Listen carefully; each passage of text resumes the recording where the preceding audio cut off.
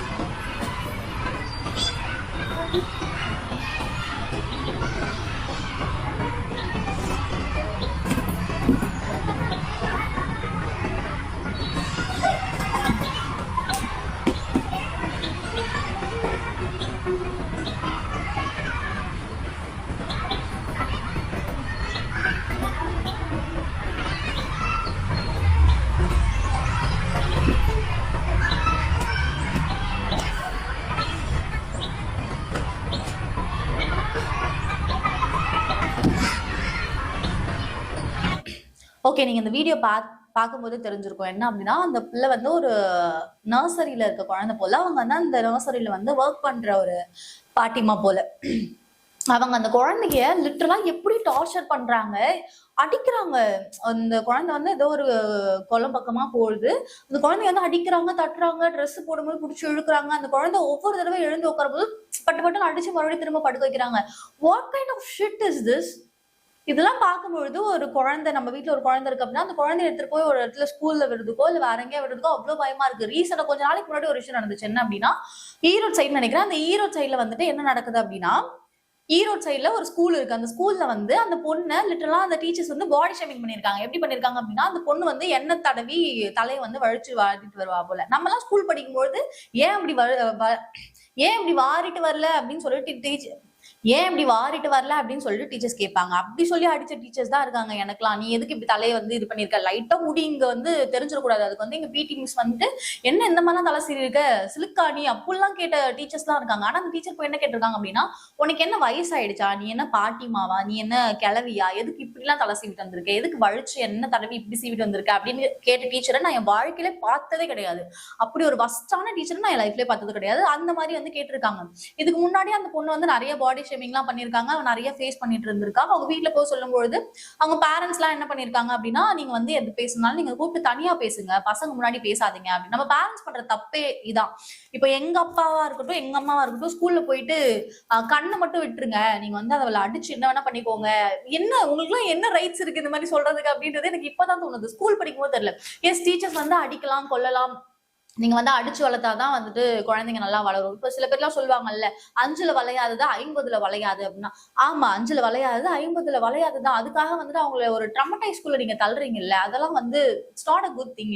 எனக்கு ஸ்டில் அந்த டீச்சரோட நேம் ஞாபகம் இருக்கு. அனிதா டீச்சர். அவங்க ஒரு தடவை கிளாஸ்ல நான் இங்கிலீஷ் பேசலன்ற ஒரே காரணத்துக்காக த ஹோல் டே ஒரு நாள் ஃபுல்லா அவங்க என்ன முட்டி போட வச்சாங்க.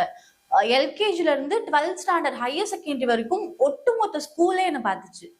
எனக்கு இப்போ வரைக்கும் ஞாபகம் இருக்கு. ஒரு தடவை அவங்க ரீசெண்டா ஒரு 1 இயர் முன்னாடி நான் அவங்களை வெளில பாக்குறேன். எனக்கு அவங்க நல்ல விதமாலாம் தோணவே இல்லை. எனக்கு அவங்க பார்க்கும்போது பயம் தான் வருது. ஒரு ட்ரமடைஸ்டான ஒரு திங் தான் உள்ள வருது. ஐயோ இவங்க தான் நம்மள அப்படி பண்ணாங்கல்ல. பட் நான் ஒன்னும் ஸ்கூல் படிக்கல. இப்போதைக்கு எனக்கும் உங்களுக்கு எந்த சம்மந்தமும் கிடையாது.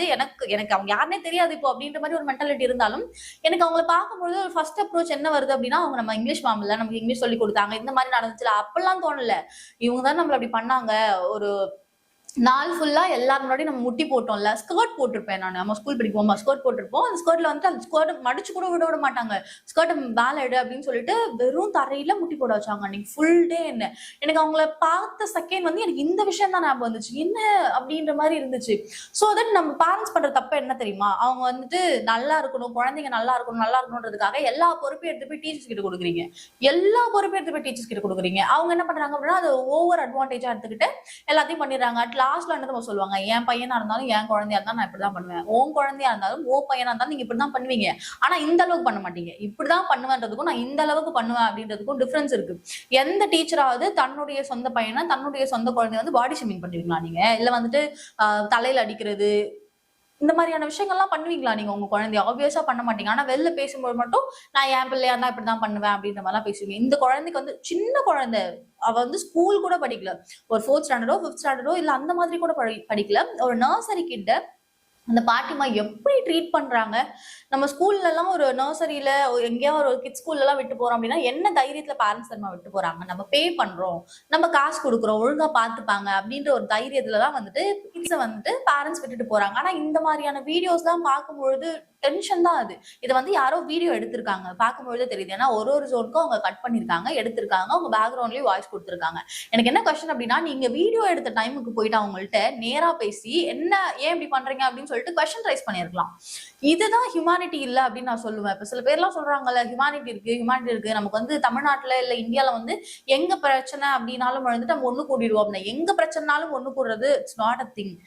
பக்கத்துல ஒரு விஷயம் நடக்குது அப்படின்னா அதுக்கு குரல் கொடுக்கறது அப்படின்றதுதான் மேஜரான விஷயம். நீங்க அதுக்கே பேச ரெடியா இல்ல அப்படிங்கும்போது எங்க பிரச்சனை தான் ஒண்ணு கூட்டி என்ன கிழிக்க போறீங்க நீங்க? சோ அந்த குழந்தைய வந்து அந்த பாட்டிமா லிட்டரலா அபியூஸ் பண்றாங்க. இந்த குழந்தையோட மென்டாலிட்டி இப்போ வந்துட்டு அவளுக்கு புரியாது, ஏன் இப்படி பண்றாங்க, நம்ம மேலதான் தப்பு போல, நம்ம ஏதோ தப்பு பண்ணிட்டு போல. லிட்டரலா அந்த குழந்தையோட மென்டாலிட்டி எப்படி இருக்கும் அப்படின்னா, நம்ம ஏதோ தப்பு பண்ணிட்டோம் அதனாலதான் அடிக்கிறாங்க. டீச்சர்ஸே அப்படி ஒரு ஜோனு கிரியேட் பண்ணிடுறாங்க, நம்ம நீ தப்பு பண்றதுனால தான் அடிக்கிறேன், நீ பண்ணலன்னா நான் அடிக்க போறேன் அப்படின்ற மாதிரி ஒரு ஜோனு கிரியேட் பண்றாங்க. இப்ப அந்த குழந்தையோட மென்டாலிட்டியுமே எப்படி இருக்கும் அப்படின்னா, நம்ம ஏதோ தப்பு பண்ணிருக்கோம் அதனாலதான் நம்மள அடிக்கிறாங்க, பாட்டிமா இல்லைன்னா நம்மள ஏன் அடிக்க போறாங்க அப்படின்ற மாதிரி ஒரு விஷயம் இருக்கும். இல்ல அப்படின்னா நம்ம எதுவுமே பண்ணலையே, நம்மள ஏன் இவங்க அடிக்கிறாங்க அப்படின்ற ஒரு விஷயம் இருக்கும். அவ வளர்ந்ததுக்கு அப்புறம் கொஞ்சம் கொஞ்சம் வளரும் பொழுது நீங்க நோட் பண்ணிருந்தீங்கன்னா தெரியும், ஒரு குழந்தை ட்ரமடைஸ்லயே வளர்றா அப்படின்னா சும்மா கை ஓங்கிட்டு போனா கூட பயப்படுவான்.